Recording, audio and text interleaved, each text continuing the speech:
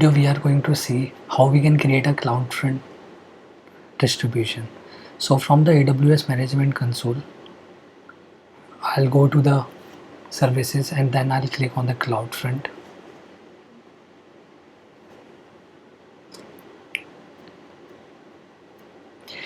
Here at the distribution, you will create on create distribution, and we'll select the web one, and here we'll just give some domain name that you need to select, and as I don't have anything, so I'll say test. Okay, the custom path I'll just kept it all the settings as it is. The TTL things is as it is, everything. I'll just click on create distribution, but it will say that these will need the DNS you must specify it is not valid. Okay, so you should have a valid DNS. Maybe you should have an elastic load balancer or something. So what I'll do now, I'll just go to the elastic load balancer and we'll see how we can create an elastic load balancer here.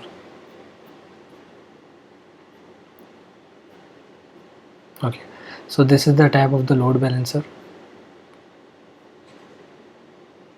We'll click on click load balancer and then we'll select probably application load balancer one, and that we'll just say the test load balancer, and we just kept the thing as it is. We'll create it in the default VPC, and okay, we'll select only, okay, I'll select all the load balancers so that it will distribute the load in each and every load balancer. So we'll cap this default,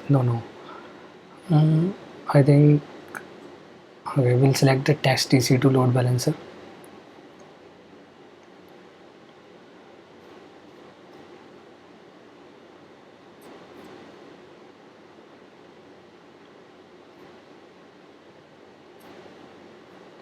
Okay, now we'll add the routing target, so it will ask me to give some target name.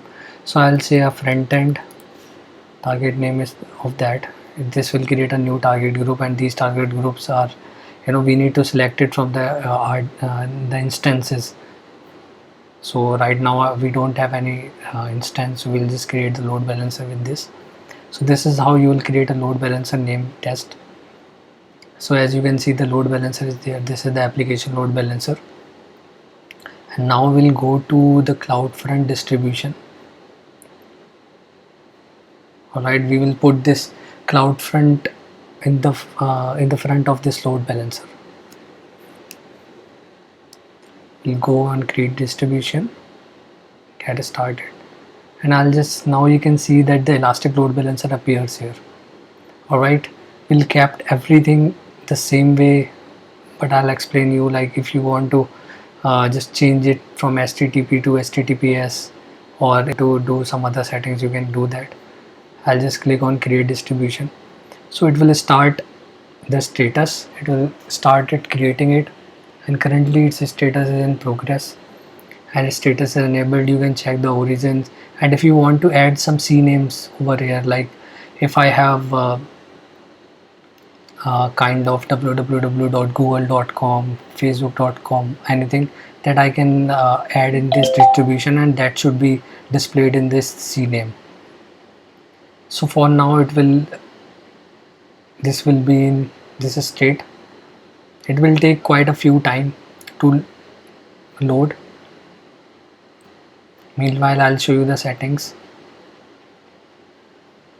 So it is supporting this, and IPv6 address is also enabled here. Distribution status is in progress. These are the origins. This is the origin ID. This is your main load balancer. Restrictions, invalidation, tags. Okay, so right now in this video, what I'm trying to explain you is that, like suppose I have created a data load balancer, and in that load balancer there are multiple domain names that are serving through the load balancer, and in the front of the load balancer I have created a CloudFront distribution. So with that, how can you